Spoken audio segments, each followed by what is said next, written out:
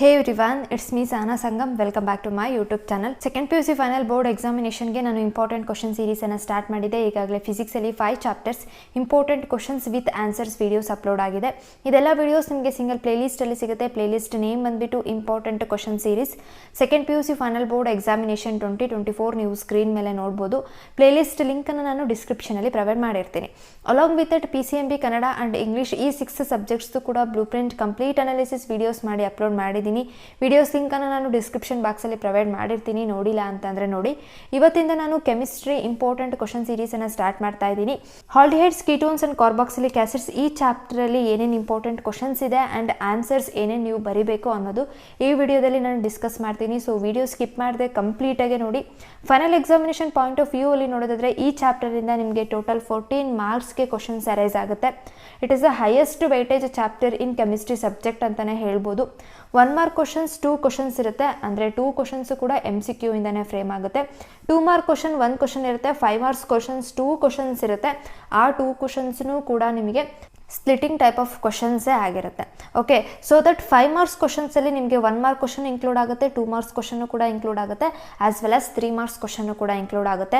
ಅವ್ರು ಯಾವ ಫಾರ್ಮೆಟಲ್ಲಿ ಬೇಕಿದ್ರೂ ಕೇಳ್ಬೋದು.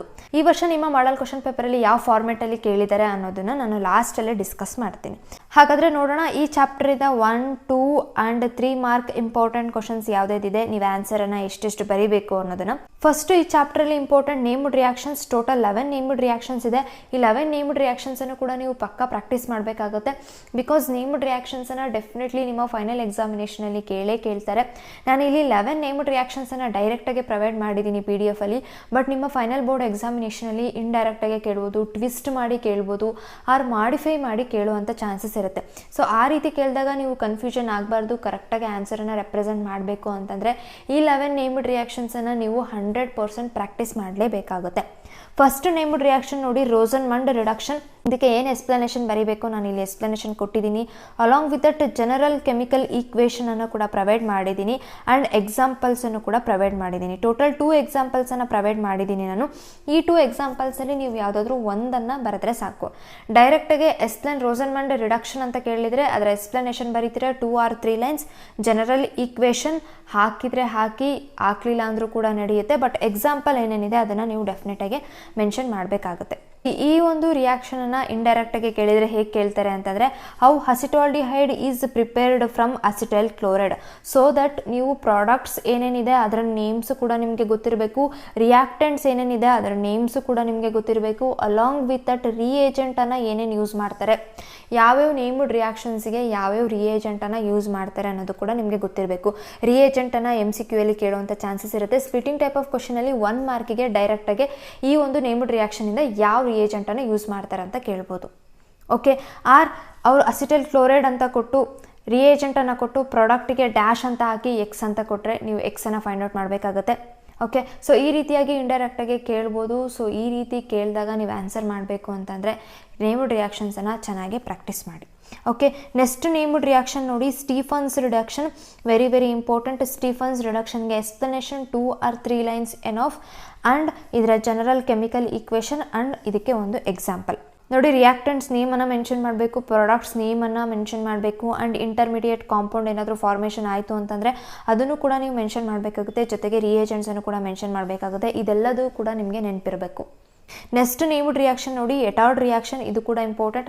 Explanation 2 or 3 points enough and ಇದರ ಒಂದು ಕೆಮಿಕಲ್ ರಿಯಾಕ್ಷನ್ ಅನ್ನು ಕೂಡ ನಾನು ಪ್ರೊವೈಡ್ ಮಾಡಿದ್ದೀನಿ. ಓಕೆ, ಈ ಕೆಮಿಕಲ್ ರಿಯಾಕ್ಷನನ್ನು ಚೆನ್ನಾಗಿ ಪ್ರಾಕ್ಟೀಸ್ ಮಾಡಿ. Next named reaction Gattermann Koch reaction. ಇದಕ್ಕೆ explanation 2 or 3 lines enough and ಇದಕ್ಕೆ ಒಂದು example. Okay, reactants, products, reagents very very important. Next important named reactions ನೋಡಿ, Clemmensen's reduction. Very very important. Explanation 2 to 3 lines enough.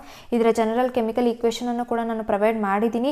General chemical equation ಏನಕ್ಕೆ use ಆಗುತ್ತೆ ಅಂದರೆ, ನೀವು just general chemical equation ಅನ್ನು ನೆನ್ಪಿಟ್ಕೊಂಡ್ರೆ ಇದೇ ರೀತಿ ಎಕ್ಸಾಂಪಲ್ಸನ್ನು 2 ಅಥವಾ 3 ಕೊಡೋಕ್ಕೆ ನಿಮಗೆ ಆಗುತ್ತೆ. ಹಾಗಾಗಿ ಜನರಲ್ ಕೆಮಿಕಲ್ ಈಕ್ವೇಷನ್ ಕೂಡ ಇಂಪಾರ್ಟೆಂಟ್ ಆಗುತ್ತೆ. ಇದಕ್ಕೆ ಎಕ್ಸಾಂಪಲ್ಸ್ ನಾನು 2 ಎಕ್ಸಾಂಪಲ್ಸನ್ನು ಪ್ರೊವೈಡ್ ಮಾಡಿದ್ದೀನಿ. ಎರಡನ್ನೂ ಕೂಡ ಪ್ರಾಕ್ಟೀಸ್ ಮಾಡಿ ಇದೇ ಕ್ಲೆಮೆನ್ಸನ್ಸ್ ರಿಡಕ್ಷನ್ ಅನ್ನು ಯೂಸ್ ಮಾಡಿಕೊಂಡು ನೀವು ಬೆನ್ಸಾಲ್ಡಿಹೈಡ್ ಟು ಟಾಲಿನ್ ಅನ್ನು ಕನ್ವರ್ಟ್ ಮಾಡ್ಬೋದು, ಅಸಿಟೋನ್ ಟು ಪ್ರೋಪೇನ್ ಅನ್ನು ಕೂಡ ಕನ್ವರ್ಟ್ ಮಾಡ್ಬೋದು. ಇದನ್ನು ನೀವು ಓನಾಗೆ ಪ್ರಾಕ್ಟೀಸ್ ಮಾಡಿ. ಓಕೆ, ಯಾಕೆ ನಾನು ಪ್ರಾಕ್ಟೀಸ್ ಮಾಡಿ ಅಂತ ಹೇಳ್ತಾ ಇದ್ದೀನಿ, ನಾನು ಮುಂಚೆ ಹೇಳ್ದಂಗೆ ಇಂಡೈರೆಕ್ಟಾಗಿ ಟ್ವಿಸ್ಟಾಗಿ ಕ್ವಶನ್ಸನ್ನು ಕೇಳುವಂಥ ಚಾನ್ಸಸ್ ಇರುತ್ತೆ. ಹಾಗಾಗಿ ಇದನ್ನು ಪ್ರಾಕ್ಟೀಸ್ ಮಾಡಿ. As well as reagents very very important. Next important named reaction, that is Wolff Kishner reduction. 2 or 3 lines explanation enough. ನಾನು ಇಲ್ಲಿ ಜನರಲ್ ಕೆಮಿಕಲ್ ರಿಯಾಕ್ಷನನ್ನು ಕೊಟ್ಟಿದ್ದೀನಿ, ಅದಕ್ಕೆ ಎಕ್ಸಾಂಪಲ್ 2 ಎಕ್ಸಾಂಪಲ್ಸನ್ನು ಪ್ರೊವೈಡ್ ಮಾಡಿದ್ದೀನಿ. 2 ಗ್ರೂಪ್ಸ್ದು 2 ಎಕ್ಸಾಂಪಲ್ಸನ್ನು ಪ್ರೊವೈಡ್ ಮಾಡಿದ್ದೀನಿ. ದಟ್ ಈಸ್ ಆಲ್ಡಿಹೈಡ್ ಗ್ರೂಪಲ್ಲಿ ಫಾರ್ಮಾಲ್ಡಿಹೈಡ್ ತೊಗೊಂಡು ಎಕ್ಸಾಂಪಲನ್ನು ಪ್ರೊವೈಡ್ ಮಾಡಿದ್ದೀನಿ. ಜೊತೆಗೆ ಕೀಟೋನ್ಸ್ ಗ್ರೂಪಲ್ಲಿ ನಾನು ಅಸಿಟೋನನ್ನು ತೊಗೊಂಡು ಎಕ್ಸಾಂಪಲನ್ನು ಪ್ರೊವೈಡ್ ಮಾಡಿದ್ದೀನಿ. ಇದೇ ರೀತಿ ನೀವು ಉಲ್ಫ್-ಕಿರ್ಚ್ನರ್ ರಿಡಕ್ಷನನ್ನು ಯೂಸ್ ಮಾಡಿಕೊಂಡು ಅಸಿಟಾಲ್ಡಿಹೈಡಿಂದ ಈಥೇನ್ಗೆ ಕನ್ವರ್ಟ್ ಮಾಡ್ಬೋದು, ಬೆನ್ಸಾಲ್ಡಿಹೈಡನ್ನು ಯೂಸ್ ಮಾಡಿಕೊಂಡು ಟಾಲಿನ್ ಆಗಿ ಕನ್ವರ್ಟ್ ಮಾಡ್ಬೋದು. ಓಕೆ, ಇದು ಹೇಗೆ ಮಾಡ್ತೀರಾ ಅಂತಂದರೆ ನನ್ನ ಮೇಲೆ ಜನರಲ್ ಕೆಮಿಕಲ್ ರಿಯಾಕ್ಷನನ್ನು ಕೊಟ್ಟಿದ್ದೀನಿ. ಇದನ್ನು ಯೂಸ್ ಮಾಡಿಕೊಂಡು ನಾನು ಇಲ್ಲಿ ಏನು ಕೊಟ್ಟಿದ್ದೀನೋ acetaldehyde to ethane and benzaldehyde to ಟಾಲಿನನ್ನು ನೀವು ಕನ್ವರ್ಟ್ ಮಾಡ್ಬೋದು. ಇದು ನೀವು ಓನಾಗಿ ಪ್ರಾಕ್ಟೀಸ್ ಮಾಡಿ. ನೆಕ್ಸ್ಟ್ ಇಂಪಾರ್ಟೆಂಟ್ ನೇಮ್ಡ್ ರಿಯಾಕ್ಷನ್ ಯಾವುದು ಅಂತಂದರೆ haloform reaction. Very very important. ಎಕ್ಸ್ಪ್ಲನೇಷನನ್ನು ಪ್ರಾಕ್ಟೀಸ್ ಮಾಡಿ. ಜೊತೆಗೆ ಜನರಲ್ ಕೆಮಿಕಲ್ ಈಕ್ವೇಷನ್ ಅನ್ನು ಪ್ರೊವೈಡ್ ಮಾಡಿದ್ದೀನಿ ಆ್ಯಂಡ್ ಇದಕ್ಕೆ ಒಂದು ಎಕ್ಸಾಂಪಲನ್ನು ಕೂಡ ಪ್ರೊವೈಡ್ ಮಾಡಿದ್ದೀನಿ. Next important chemical named reaction, that is aldol condensation. Again it is also important. ಎಕ್ಸ್ಪ್ಲನೇಷನನ್ನು ಕೊಟ್ಟಿದ್ದೀನಿ ಆ್ಯಂಡ್ ಇದಕ್ಕೆ ಎಕ್ಸಾಂಪಲನ್ನು ಕೂಡ ನಾನು ಪ್ರೊವೈಡ್ ಮಾಡಿದ್ದೀನಿ. 2 ಎಕ್ಸಾಂಪಲನ್ನು ಪ್ರೊವೈಡ್ ಮಾಡಿದ್ದೀನಿ. ಅವರು ಡೈರೆಕ್ಟಾಗಿ ಹಾಲ್ಡಲ್ ಕಂಡೆನ್ಸೇಷನನ್ನು ಎಕ್ಸ್ಪ್ಲೇನ್ ಮಾಡಿ ಅಂತ ಕೇಳಿದಾಗ ಎಕ್ಸ್ಪ್ಲನೇಷನ್ 3 or 2 ಲೈನ್ಸನ್ನು ಬರೆದು ಇವೆರಡರಲ್ಲಿ ಯಾವುದಾದ್ರು ಒಂದು ಎಕ್ಸಾಂಪಲ್ ಬರೆದ್ರೆ ಸಾಕು. ನಾನು ಏನಕ್ಕೆ ಒಂದೊಂದು ನೇಮ್ಡ್ ರಿಯಾಕ್ಷನ್ಗೆ 2 ಎಕ್ಸಾಂಪಲನ್ನು ಕೊಟ್ಟಿದ್ದೀನಿ ಅಂತಂದರೆ ಆ ಎಕ್ಸಾಂಪಲ್ಸನ್ನು ಯೂಸ್ ಮಾಡಿಕೊಂಡು ಅವರು ಕ್ವಶನ್ಸನ್ನು ಫ್ರೇಮ್ ಮಾಡ್ಬೋದು. ಹಾಗಾಗಿ ನಾನು 2 ಎಕ್ಸಾಂಪಲನ್ನು ಕೊಟ್ಟಿದ್ದೀನಿ. 2 ಎಕ್ಸಾಂಪಲನ್ನು ಕೂಡ ನೀವು ಪ್ರಾಕ್ಟೀಸ್ ಮಾಡಿ. Okay, next important named reaction, that is cross or mixed aldol condensation. ಇದನ್ನು ಈ ವರ್ಷ ನಿಮ್ಮ ಮಾಡಲ್ ಕ್ವಶನ್ ಪೇಪರಲ್ಲಿ ಕೇಳಿದರೆ, ಇಂಡೈರೆಕ್ಟಾಗಿ ಕೇಳಿದರೆ ಹೇಗೆ ಅಂತ ನಾನು ಲಾಸ್ಟ್ಗೆ ಡಿಸ್ಕಸ್ ಮಾಡ್ತೀನಿ.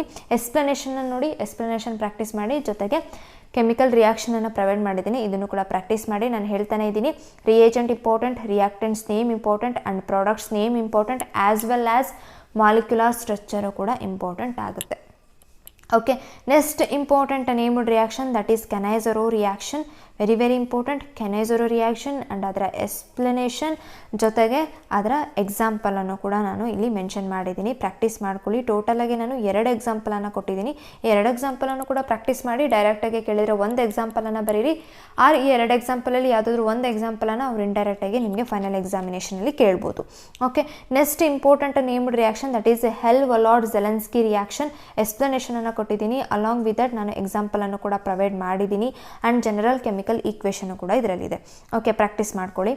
ನೆಕ್ಸ್ಟ್ ನೋಡಿ, ಓಕೆ ಇಷ್ಟೇ ಟೋಟಲ್ 11 ನೇಮ್ಡ್ ರಿಯಾಕ್ಷನ್ಸ್. ನಾನು ಹೇಳಿದ್ನಲ್ಲ 11 ನೇಮ್ಡ್ ರಿಯಾಕ್ಷನ್ಸನ್ನು 100% ಪ್ರಾಕ್ಟೀಸ್ ಮಾಡಿ. Next second question, explain esterification reaction with example ಅಂತ ಇದೆ.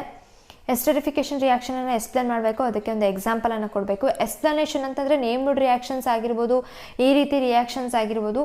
ಏನಿರುತ್ತೆ ಎಕ್ಸ್ಪ್ಲನೇಷನ್ ಅಂತಂದರೆ ಕೆಮಿಕಲ್ ಈಕ್ವೇಷನನ್ನು ನೀವು ಏನು ಬರೆದಿರ್ತೀರೋ ಅದನ್ನು ಇನ್ ಟರ್ಮ್ಸ್ ಆಫ್ ವರ್ಡ್ಸಲ್ಲಿ ಬರೀಬೇಕು. ಏನು ರಿಯಾಕ್ಟೆಂಟ್ಸ್ ತೊಗೊತೀರಾ, ಏನು ರಿಯೇಜೆಂಟ್ಸನ್ನು ತೊಗೊತೀರಾ, ಪ್ರಾಡಕ್ಟ್ಸ್ ಏನು ಬರುತ್ತೆ ಅದನ್ನು ಇನ್ ಟರ್ಮ್ಸ್ ಆಫ್ ವರ್ಡ್ಸಲ್ಲಿ ಬರೆದೆ ಅದೇ ಎಕ್ಸ್ಪ್ಲನೇಷನ್ ಆಗುತ್ತೆ.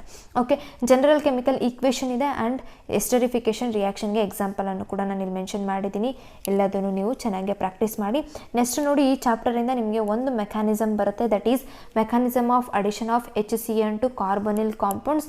2 ಸ್ಟೆಪ್ ಇದೆ, first step and second step. 2 ಕೂಡ ನಾನು ಇಲ್ಲಿ ಮೆನ್ಷನ್ ಮಾಡಿದ್ದೀನಿ, ಪ್ರಾಕ್ಟೀಸ್ ಮಾಡಿ. Next what is decarboxylation reaction, give one example. Decarboxylation reaction ಅಂತಂದರೆ ಏನು ಅನ್ನೋದನ್ನು ಮೆನ್ಷನ್ ಮಾಡಿದ್ದೀನಿ ಆ್ಯಂಡ್ ಅದಕ್ಕೆ ಎಕ್ಸಾಂಪಲನ್ನು ಕೂಡ ನಾನಿಲ್ಲಿ ಮೆನ್ಷನ್ ಮಾಡಿದ್ದೀನಿ. ಓಕೆ, ಎಕ್ಸಾಂಪಲನ್ನು ಕೂಡ ನೀವು ಪ್ರಾಕ್ಟೀಸ್ ಮಾಡಿ.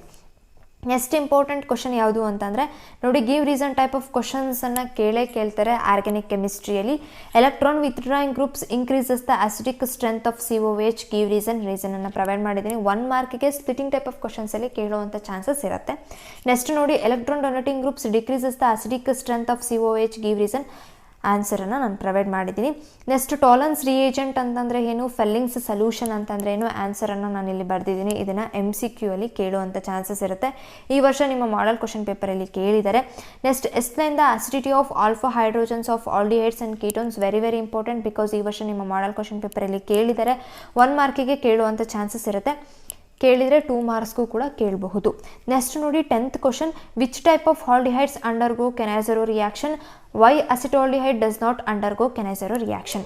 ಕೆನೈಸರೋ ರಿಯಾಕ್ಷನ್ಗೆ ಯಾವ ಟೈಪ್ ಆಫ್ ಆಲ್ಡಿಹೈಡ್ಸ್ ಪಾರ್ಟಿಸಿಪೇಟ್ ಮಾಡುತ್ತೆ ಆ್ಯಂಡ್ ಅಸಿಟಾಲ್ಡಿಹೈಡ್ ಯಾಕೆ ಕೆನೈಸರೋ ರಿಯಾಕ್ಷನ್ಗೆ ಪಾರ್ಟಿಸಿಪೇಟ್ ಮಾಡಲ್ಲ. ಓಕೆ 1 ಮಾರ್ಕಿಗೆ ಸ್ಪ್ಲಿಟಿಂಗ್ ಟೈಪ್ ಆಫ್ ಕ್ವಶನ್ಸ್ ಅಲ್ಲಿ ಕೇಳಬಹುದು. ನೆಕ್ಸ್ಟ್ ಕ್ವಶನ್ ನೋಡಿ, benzaldehydes or formaldehydes aldol condensation ರಿಯಾಕ್ಷನ್ಗೆ ಪಾರ್ಟಿಸಿಪೇಟ್ ಮಾಡಲ್ಲ, ಯಾಕೆ?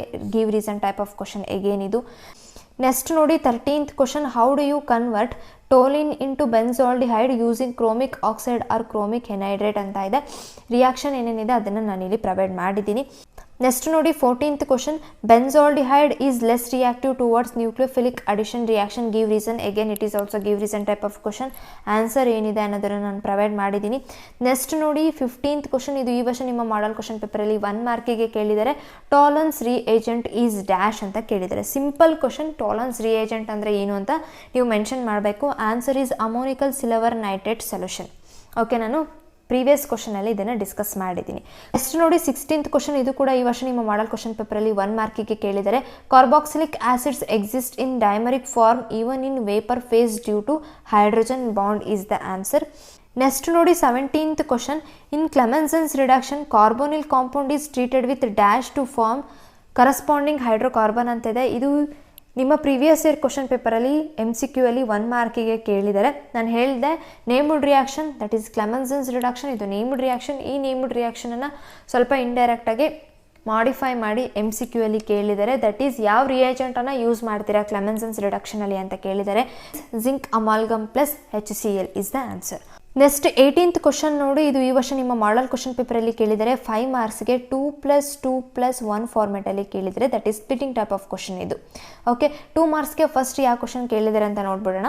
Right the chemical equation for the reaction when benzaldehyde is slightly heated with acetophenone in the presence of dilute alkali, give the IUPAC name of the product. ಈ question ನೋಡಿದ ತಕ್ಷಣ ನಿಮಗೆ confusion ಆಗುತ್ತೆ, ಭಯ ಆಗುತ್ತೆ. ಈ ಕ್ವಶನ್ ಯಾವುದೋ ಚಾಪ್ಟರ್ ಮಿಡಲಲ್ಲಿ ಕೇಳಿದರೆ ನಮಗೆ ಆನ್ಸರ್ ಮಾಡೋದಕ್ಕೆ ಆಗಲ್ಲ ಅಂತ ನೀವು ಸ್ಕಿಪ್ ಮಾಡ್ಬೋದು.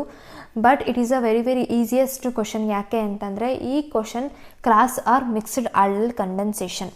ಓಕೆ, ಡೈರೆಕ್ಟಾಗಿ explain cross or mixed aldol condensation ಅಂತ ಕೇಳೋ ಬದಲು ಅವರು ಕ್ರಾಸ್ ಆರ್ ಮಿಕ್ಸ್ಡ್ ಆಲ್ಡಲ್ ಕಂಡೆನ್ಸೇಷನಲ್ಲಿ ಯಾವ್ಯಾವ ರಿಯಾಕ್ಟೆಂಟ್ಸ್ ಇರುತ್ತೆ ಅನ್ನೋದನ್ನು ಮೆನ್ಷನ್ ಮಾಡಿದ್ದಾರೆ. ದಟ್ ಈಸ್ ಬೆನ್ಜಾಲ್ಡಿಹೈಡ್ ಇದೆ, ಅಸಿಟೋಫಿನೋನ್ ಇದೆ, ಆ್ಯಂಡ್ ರಿಯೇಜೆಂಟು ಕೂಡ ಅವ್ರು ಕೊಟ್ಟಿದ್ದಾರೆ, ದಟ್ ಈಸ್ ಡೈಲ್ಯೂಟ್ ಆಲ್ಕಲೈ. ನೀವೇನನ್ನು ಮೆನ್ಷನ್ ಮಾಡಬೇಕು, ಪ್ರಾಡಕ್ಟ್ಸ್ ಏನು ಬರುತ್ತೆ ಅಂತ ಮೆನ್ಷನ್ ಮಾಡಬೇಕು. ಎಸ್, ಈ ಕ್ವಶನನ್ನು ನೀವು ಓದಿದ ತಕ್ಷಣ ನಿಮ್ಮ ಮೈಂಡಲ್ಲಿ yes it is a cross or mixed aldol condensation ಅಂತ ಬಂತು ಅಂದರೆ ಡೆಫಿನೆಟ್ಲಿ ನೀವು 100% ನೇಮ್ಡ್ ರಿಯಾಕ್ಷನ್ಸನ್ನು ಪ್ರಾಕ್ಟೀಸ್ ಮಾಡಿದ್ದೀರಾ ಅಂತ. ಸೊ ಈ ರೀತಿಯಾಗಿ ಕೂಡ ನೇಮ್ಡ್ ರಿಯಾಕ್ಷನ್ಸನ್ನು ಇಂಡೈರೆಕ್ಟಾಗಿ ಕೇಳ್ಬೋದು. ಹಾಗಾಗಿ ನೇಮ್ಡ್ ರಿಯಾಕ್ಷನ್ಸನ್ನು ನೀವು ಚೆನ್ನಾಗಿ ಪ್ರಾಕ್ಟೀಸ್ ಮಾಡಿ. ಕ್ರಾಸ್ ಆರ್ ಮಿಕ್ಸ್ಡ್ ಆಲ್ಡಲ್ ಕಂಡೆನ್ಸೇಷನಲ್ಲಿ ಏನೇನಿರುತ್ತೆ, ಕೆಮಿಕಲ್ ರಿಯಾಕ್ಷನ್ ಏನೇನಿರುತ್ತೆ ಅಂತ ನಾನು ಪ್ರೀವಿಯಸ್ ಕ್ವಶನಲ್ಲಿ ಡಿಸ್ಕಸ್ ಮಾಡಿದ್ದೀನಿ. Question number 1 that is sub question ಐಯಲ್ಲಿ ನೀವು ರೆಫರ್ ಮಾಡ್ಬೋದು. ನೆಕ್ಸ್ಟ್ ನೋಡಿ, ಡೈರೆಕ್ಟಾಗಿ ಕೇಳಿದರೆ explain Rosenmund reduction with an example.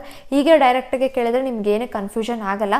But ಈ ರೀತಿ ಸ್ವಲ್ಪ ಟ್ವಿಸ್ಟ್ ಮಾಡಿ ಕೇಳಿದರೆ ನಿಮಗೆ ಕನ್ಫ್ಯೂಷನ್ ಆಗುತ್ತೆ. ಓಕೆ, ರೋಸನ್ಬಾಂಡ್ ರಿಡಕ್ಷನ್ ನಾನು ಪ್ರೀವಿಯಸ್ ಕ್ವಶನಲ್ಲಿ ಡಿಸ್ಕಸ್ ಮಾಡಿದ್ದೀನಿ. ಕ್ವಶನ್ ನಂಬರ್ 1 ಅದರಲ್ಲಿ ಸಬ್ ಕ್ವಶನ್ ಎ ಅಲ್ಲಿ ನೀವು ರೆಫರ್ ಮಾಡ್ಬೋದು. ನೆಕ್ಸ್ಟ್ ಕ್ವಶನ್ ನೋಡಿ, C question that is alpha hydrogen of aldehydes and ketones are acidic, give reason type of question. ಇದು 1 ಮಾರ್ಕಿಗೆ ಕೇಳಿದರೆ. ಅಗೇನ್ ಕ್ವಶನ್ ನಂಬರ್ 9 ಅಲ್ಲಿ ನಾನು ಇದನ್ನು ಡಿಸ್ಕಸ್ ಮಾಡಿದ್ದೀನಿ. ನೆಕ್ಸ್ಟ್ ನೋಡಿ 19th ಕ್ವಶನ್, ಇದು ಈ ವರ್ಷ ನಿಮ್ಮ ಮಾಡಲ್ ಕ್ವಶನ್ ಪೇಪರಲ್ಲಿ ಕೇಳಿದರೆ, ದಟ್ ಈಸ್ 5 ಮಾರ್ಕ್ ಕ್ವಶನಲ್ಲಿ ಕೇಳಿದರೆ 3+2 ಫಾರ್ಮೆಟಲ್ಲಿ ಕೇಳಿದ್ದಾರೆ. ಹಾಗಾದರೆ ಫಸ್ಟ್ 3 ಮಾರ್ಕ್ಸ್ಗೆ ಯಾವ ಕ್ವಶನ್ ಕೇಳಿದ್ದಾರೆ ಅನ್ನೋದನ್ನು ನಾನು ಹೇಳ್ಬಿಡ್ತೀನಿ. A Grignard reagent X reacts with CO2 that is dry ice followed by acid hydrolysis gives ethanoic acid. Write the chemical equation and name the compound X. ಇದು 3 ಮಾರ್ಕ್ಸ್ಗೆ ಕೇಳಿದರೆ. ಆನ್ಸರನ್ನು ನೀವೇನೇನು ಬರೀಬೇಕು ಅನ್ನೋದನ್ನು ನಾನಿಲ್ಲಿ ಮೆನ್ಷನ್ ಮಾಡಿದ್ದೀನಿ. Yes, of course, it is not a named reaction, but it is a normal chemical reaction which is present in your chapter. ಏನೇನು ಬರಿಬೇಕಂತ ನಾನು mention ಮಾಡಿದ್ದೀನಿ, ನೋಡಿ ಪ್ರಾಕ್ಟೀಸ್ ಮಾಡ್ಕೊಳ್ಳಿ. ಆ್ಯಂಡ್ ನೆಕ್ಸ್ಟ್ ನೋಡಿ, ಬಿ ಅಲ್ಲಿ ಯಾವ ಕ್ವಶನ್ ಕೇಳಿದರೆ 2 ಮಾರ್ಕ್ಸ್ಗೆ between methanoic acid and ethanoic acid which is more acidic and give reason ಅಂತ ಕೇಳಿದರೆ. Answer methanoic acid more acidic ಆಗಿದೆ. ಯಾಕೆ ಅಂತ ನಾನು ಇಲ್ಲಿ ರೀಸನನ್ನು ಮೆನ್ಷನ್ ಮಾಡಿದ್ದೀನಿ. ಓಕೆ, ಈ ರೀತಿ ನಿಮಗೆ 5 ಮಾರ್ಕಲ್ಲಿ ಸ್ಪ್ಲಿಟಿಂಗ್ ಟೈಪ್ ಆಫ್ ಕ್ವಶನ್ಸನ್ನು ಕೇಳ್ತಾರೆ. ಆಲ್ಮೋಸ್ಟ್ ನೋಡಿ ನೇಮ್ಡ್ ರಿಯಾಕ್ಷನ್ಸಿಂದನೇ ಕೇಳ್ತಾರೆ. ಓಕೆ, ಸೊ ನೇಮ್ಡ್ ರಿಯಾಕ್ಷನ್ಸನ್ನು ಚೆನ್ನಾಗಿ ಪ್ರಾಕ್ಟೀಸ್ ಮಾಡಿ. ಅದರ ಜೊತೆಗೆ ಕಂಬೈನ್ ಆಗಿ ಒಂದು ಗಿವ್ ರೀಸನ್ ಟೈಪ್ ಆಫ್ ಕ್ವಶನನ್ನು ಕೇಳ್ಬೋದು. ಇದಿಷ್ಟು ಇಂಪಾರ್ಟೆಂಟ್ ಕ್ವಶನ್ಸ್ ವಿತ್ ಆನ್ಸರ್ಸ್ ಆಗಿತ್ತು from the lesson aldehydes, ketones and carboxylic acids. ನಿಮಗೆ ಈ ವಿಡಿಯೋ ಹೆಲ್ಪ್ ಆಗಿದೆ ಅಂತ ಅನ್ಕೋತೀನಿ. ಹೆಲ್ಪ್ ಆಗಿದ್ರೆ ಡೆಫಿನೆಟ್ಲಿ ನಿಮ್ಮ ಫ್ರೆಂಡ್ಸ್ಗೂ ಕೂಡ ಶೇರ್ ಮಾಡಿ, ಲೈಕ್ ಮಾಡಿ, ಚಾನಲನ್ನು ಸಬ್ಸ್ಕ್ರೈಬ್ ಮಾಡಿ. Thank you for watching. All the best. Bye, take care guys.